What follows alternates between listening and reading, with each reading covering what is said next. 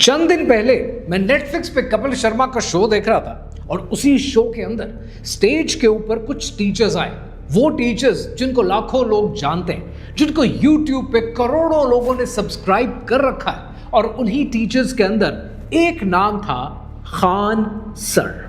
YouTube वाले star teachers जिनको कुछ जानना ना कौड़ी, कभी ब्लैक बोर्ड लेकर कुछ एक्सप्लेनर बनाते हैं, खाली व्यूज बटोरते हैं, उटपटांग ग्रैब्स लिखते हैं और उसके बाद से अपने आप को इतना महारथी समझने लगते हैं कि कुछ लोग उनको फॉलो करने लगते हैं। खान सर ताल्लुक बिहार से है, सफेद कुर्ता पहनता है, व्हाइट बोर्ड की वीडियोस में सिखाता है, और जो ये सिखाता है वो जियो पॉलिटिक्स होता है, और जो ये सिखाता है वो ज्यादातर पाकिस्तान से नफरत होती है, ये ज्यादातर मुसलमानों से नफरत होती है। पाकिस्तानी इस वीडियो को क्यों ना देखें तो भैया आप देख लीजिए यहाँ क्यों ना देखें, क्योंकि हम आज चर्चा करने वाले हैं इसकी। बाबू लोग तुम लोग पढ़ लो, अब्बा के कहने पे मत आओ, अब्बा तो पंचर साटिए रहे हैं। सिंधु नदी जाती है, वहां पे पानी रोकेंगे, काहे रोकेंगे, जहर डाल के उसमें छोड़ देंगे। और लिटरली इसकी वीडियोस देखकर अक्सर मैं ये सोचता हूँ कि जो ये सिखाता है उससे इवेंचुअली बच्चे पास भी हो जाते हैं। कितनी हैरानगी की बात है। और ये सब सोचते सोचते चंद दिन पहले मेरी नजर से एक खबर गुजरी। 2 दिन पहले जून 2026 के अंदर पटना पुलिस ने इसके खिलाफ एक एफआईआर दर्ज कर ली है। आर्म्स एक्ट की एफआईआर, अटेम्प्टेड मर्डर की एफआईआर, और पुलिस इसकी तलाश में भी है। लेकिन ये कहानी शुरू होती है 2 जून सन 2026 को रात के 10 बजे पटना के इलाके मुसल्लाहपुर में Khan global studies, Khan sir की कोचिंग एकेडमी, जिसके अंदर 15 से 20 लोग दाखिल होते हैं, प्रॉपर्टी को तोड़ते हैं, गार्ड पर हाथ उठाते हैं और फिर गोलियां चलने की आवाज आती है। खान सर ने मीडिया को पता है क्या कहा? 8-10 राउंड तो हम देखे हैं यहाँ पे, 8-10 राउंड हम देखे हैं, हमें क्या पता है। यानी ये भाई कहते हैं कि हम पर अटैक हुआ, 8 से 10 राउंड्स फायर हुए, पुलिस आई, सीसीटीवी देखा, लेकिन उसके बाद कहानी में एक ट्विस्ट आता है। एक नई वीडियो सामने आती है जिसमें खान सर के अपने गार्ड्स गोली चला रहे हैं, गार्ड्स को अरेस्ट किया जाता है, आर्म्स एक्ट लगता है, अटेम्प्टेड मर्डर का केस बनता है और खान सर के ऊपर एफआईआर दर्ज होती है। पुलिस घर पर जाती है, पुलिस इंस्टीट्यूट पर जाती है। ये कहानी सिर्फ कोचिंग की कहानी नहीं है, ये कहानी इंडिया के पूरे एजुकेशन सिस्टम की कहानी है। ये कहानी खान सर की कहानी है। ये कहानी इंडिया में बसने वाले मुसलमानों की कहानी है। ये कहानी पाकिस्तान की कहानी है। कहानी क्या है, आइए समझते हैं।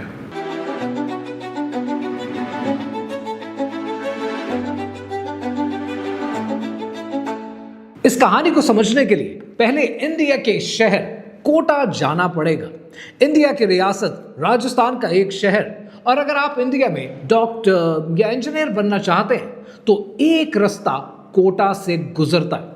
सन 1980 की दिहाई में एक आदमी हुआ करता था जिसका नाम था वीके बंसल। इंजीनियर था, आईआईटी से पढ़ा हुआ, उसे कैंसर हो गया। उसने सोचा कि मरने से पहले चंद स्टूडेंट्स को आईआईटी की तैयारी करा देता हूं। उसने पढ़ाना शुरू किया। रिजल्ट क्या निकला? स्टूडेंट्स का आईआईटी में एडमिशन हो गया और फिर वो बंदा कोचिंग में रह गया।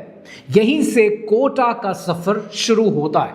आज इंडिया में 3 लाख से ज्यादा स्टूडेंट्स हैं जो कोटा में रहते हैं। 300 से ज्यादा कोचिंग इंस्टीट्यूट्स हैं, एलन, रेजोनेंस, वाइब्रेंट, आकाश।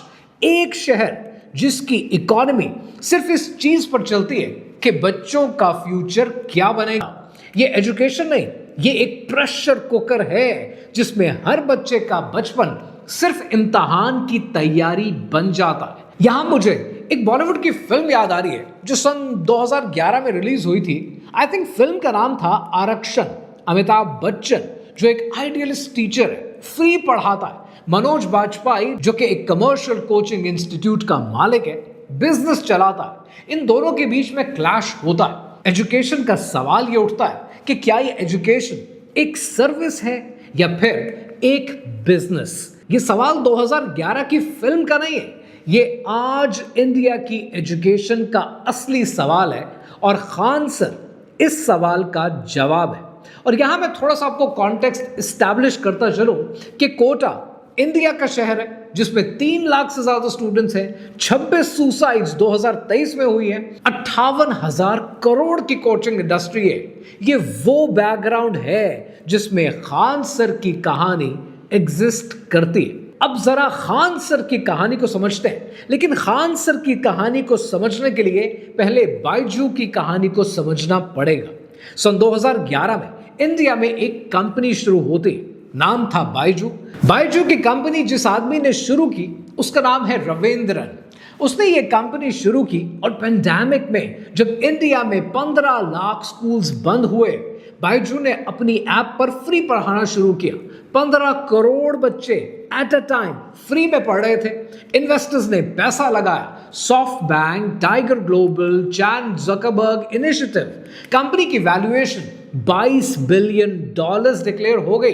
इंडिया का सबसे बड़ा स्टार्टअप। ब्रांड एम्बेसडर पता है कौन? Brand ambassador Shahrukh Khan, Lionel Messi, like literally यार कमाल के ब्रांड एम्बेसडर्स इन्होंने रखे। एनीवेज, और फिर हुआ क्या? फिर सब कुछ गिरना शुरू हो गया। 19 कंपनीज $2.88 बिलियन में इन्होंने खरीदी। एक एक करके सब डूब गए। लोन्स, फ्रॉड एलिगेशन, फाउंडर्स के घर के मॉर्गेज। 2024 में शेयर होल्डर्स ने बायजू के रविंद्रन को सीईओ की पोजीशन से हटा दिया और कंपनी इंसॉल्वेंसी में चली गई। यानी $22 billion down to drain, zero हो गया। पर हुआ क्या? बायजू ने स्टूडेंट्स को पढ़ाया नहीं, उन्हें सिखाया नहीं। उन्होंने अपना कारोबार पेरेंट्स के सर पर जमाया। यानी पेरेंट्स को डराना शुरू किया कि आपका बच्चा पीछे रह जाएगा, पैसे नहीं है तो ईएमआई के ऊपर बच्चों को पढ़ाएं, जो कि पेरेंट्स अफोर्ड नहीं कर सकते थे। और कोई अकाउंटेबिलिटी सिस्टम में मौजूद नहीं थी, ये एजुकेशन नहीं थी, ये डर का बिजनेस था। और इस वैक्यूम में जब कोटा एक्सपेंसिव था और बायजू डूब रहा था, तब एक आदमी बिहार से उठता है, सफेद कुर्ता पहनता है, व्हाइट बोर्ड इस्तेमाल करता है, कैमरा ऑन करता है, जो सिर्फ पढ़ाता था। खान सर का नाम है फैसल खान, ये उसका असली नाम है। देओरिया उत्तर प्रदेश में पैदा हुआ, इलाहाबाद यूनिवर्सिटी से पढ़ा, पटना में 6 स्टूडेंट्स के साथ एक छोटी सी कोचिंग शुरू की और 2019 में YouTube पर अपना चैनल बनाया और 1 महीने में 10 लाख सब्सक्राइबर्स हो गए। इंडिया में कोई भी चैनल इतनी तेजी से नहीं बढ़ा। आज 26 मिलियन सब्सक्राइबर्स हैं और वीडियोस होती हैं करंट अफेयर्स पे, हिस्ट्री पे, जियोग्राफी पे, जियोपॉलिटिक्स पे, ज्यादातर फ्री या फिर बिल्कुल नॉमिनल चार्जेस पे। और स्टाइल वो जो किसी के पास नहीं था, वो कॉम्प्लेक्स चीजें सिंपल एनालॉजीज में एक्सप्लेन किया करता है, मजेदार तरीके से, जो स्टूडेंट्स के लिए रिलेटेबल होती हैं। कभी कभी खुशी के साथ, कभी कभी गमगीन तरीके से स्टूडेंट्स ने उसे फॉलो करना शुरू किया। टीचर्स की तरह नहीं, बल्कि उसको अपना बड़ा भाई मानना शुरू किया। उसने $107 करोड़ की ऑफर रिजेक्ट कर दी, अकेले अपनी कंपनी बनाई। आज उसकी नेटवर्थ 41 करोड़ है, लेकिन उसने इंडिपेंडेंट रहने का फैसला किया। लेकिन जहां हम खान सर की कहानी समझ रहे हैं, वहां आप ये जानते हैं कि मैं पाकिस्तान से हूं, और कतई नजर इसके कि मैं पाकिस्तान से हूं, मैं खान सर को एक अलग ही एंगल से देखता हूं। वो एंगल ये है कि जो वो सिखाता है, जियोपॉलिटिक्स के नाम पर, हिस्ट्री के नाम पर, आज इंडिया में लाखों लोग उसे फॉलो करते हैं। लेकिन अगर आप खान सर के लेक्चर्स उठाकर देखें तो आपको क्या मिलता है?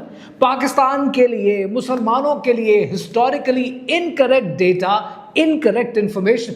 2021 में फ्रांस पाकिस्तान रिलेशंस पर, पाकिस्तान पर उसने एक वीडियो बनाई। उसने पाकिस्तानी बच्चों को कहा जो फ्रेंच एम्बेसडर के खिलाफ प्रोटेस्ट कर रहे थे कि अब्बा के कहने पर मत आओ, अब्बा तो पंक्चर साथ रहे। अब ये सैटायर है या ये इंसल्ट है? ट्विटर पर #रिपोर्ट खान सर ट्रेंड हुआ, फिर कंट्रोवर्सी आई। उसने रक्षाबंधन की पिक्चर्स अपलोड की। लोगों ने सवाल किया कि ये हिंदू है या मुसलमान है। इस पर खान सर ने कहा कि मैं दोनों के फेस्टिवल सेलिब्रेट करता हूं और मैं रिलीजियस यूनिटी पर यकीन रखता हूं। लेकिन असली सवाल ये नहीं है। असली सवाल ये है कि इंडिया में एजुकेशन की मार्केट में सिर्फ उसका इख्तियार चलता है जो गवर्नमेंट की लाइन फॉलो करता है। इंडिया में डॉक्यूमेंटेड है, एनसीईआरटी टेक्स्ट बुक में मुगल हिस्ट्री हटा दी गई। गुजरात में टेक्स्ट बुक्स में से सर्टेन हिस्टोरिकल इवेंट्स रिमूव कर दिए गए।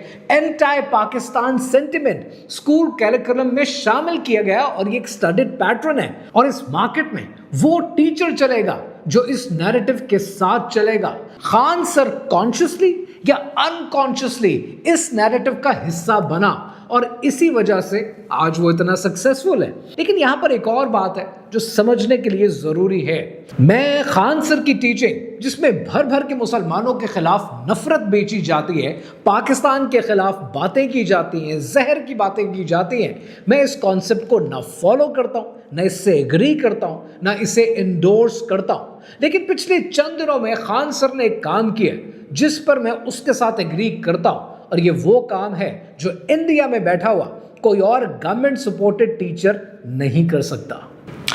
NEET, national eligibility cum entrance test. India में डॉक्टर बनना चाहते हो, ये एक एग्जाम है और यही एग्जाम है जो करोड़ से ज्यादा स्टूडेंट्स देते हैं और सिर्फ 1,40,000 मेडिकल कॉलेजेस में जाते हैं। 2024 में नीट का पेपर लीक होता है पटना से, हजारीबाग से। स्टूडेंट्स ने जिन्होंने सालों मेहनत की होती है, जिन्होंने एग्जाम दिया होता है, जिसका पेपर पहले से चंद लोगों के हाथ में आ जाता है, इंडिया में स्टूडेंट्स का एक जलजला आ जाता है। प्रोटेस्ट शुरू होता है, केस सुप्रीम कोर्ट में जाता है, सीबीआई की इंक्वायरी होती है और खान सर जो मिलियंस ऑफ स्टूडेंट्स का भाई है, जिसके साथ आज इंडिया में करोड़ों स्टूडेंट्स खड़े हैं, वो कहता है कि गिल्टी को डेथ पेनल्टी मिलनी चाहिए। उसने स्टूडेंट्स के हक में बोलना शुरू किया।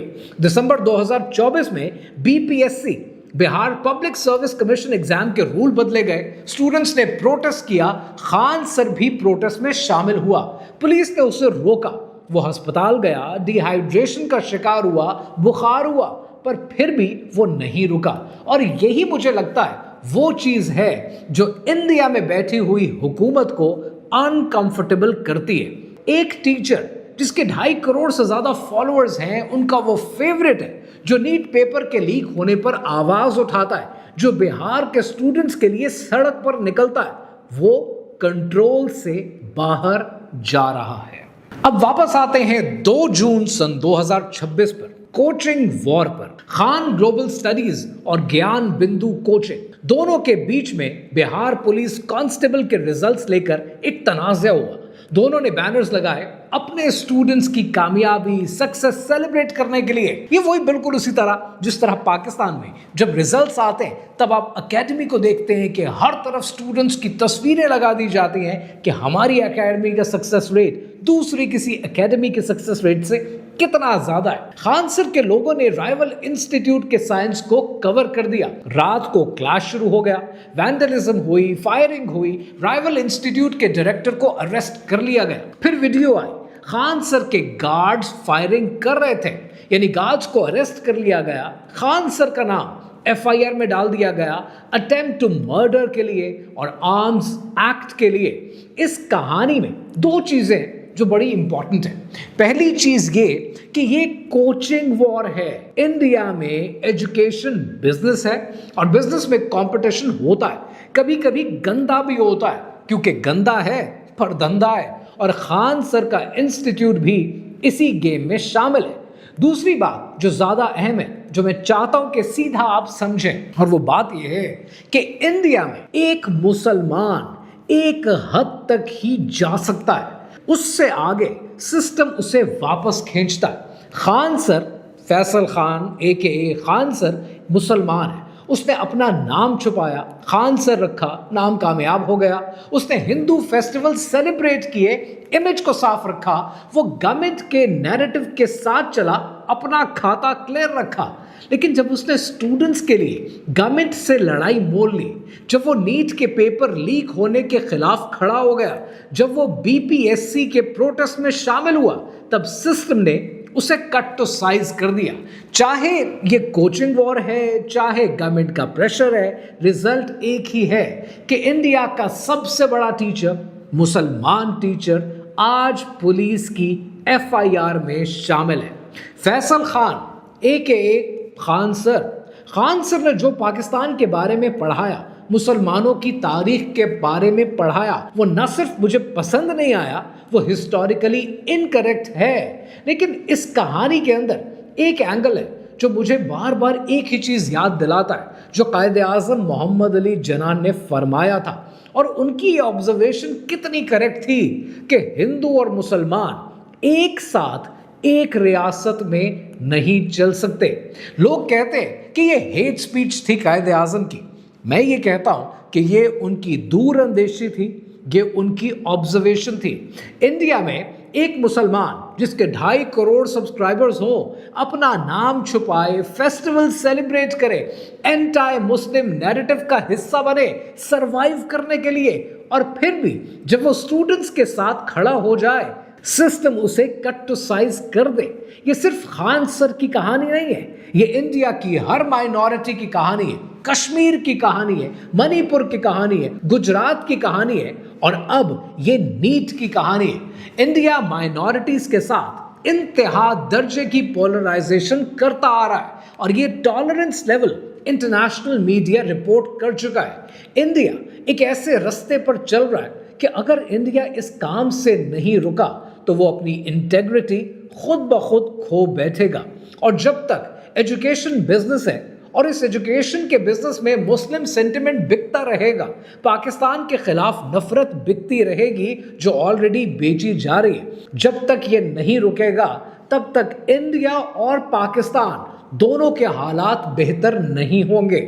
ये दोनों मुल्कों को समझने की जरूरत है कि ये कारोबार है, दुश्मनी हमने पाल रखी है। जितनी जल्दी इस नफरत से, इस दुश्मनी से जान छुड़ाएंगे, उतनी ही जल्दी अमन के लिए रास्ता पैदा होगा। अगर ये वीडियो आपने यहां तक देख ली है तब आपने एक काम करना है। इस इंसान की तस्वीर मैं स्क्रीन पर लगा रहा हूं। ये वो इंसान है जिसने अपनी मैरिड लाइफ की परवाह नहीं की। ये वो इंसान है जिसने अपनी बेटी की परवाह नहीं की। ये वो इंसान है जिसने अपनी सेहत की परवाह नहीं की। इसने आपके लिए, मेरे लिए ये छत पैदा की। इसने आपके लिए, मेरे लिए एक आज़ाद रियासत पैदा की। इस इंसान के लिए दुआ ज़रूर करना जिसने पाकिस्तान के नाम से हमें वो मुल्क दिया जिसकी हम उठते बैठते, आते जाते हर जगह पर बुराई करते हैं।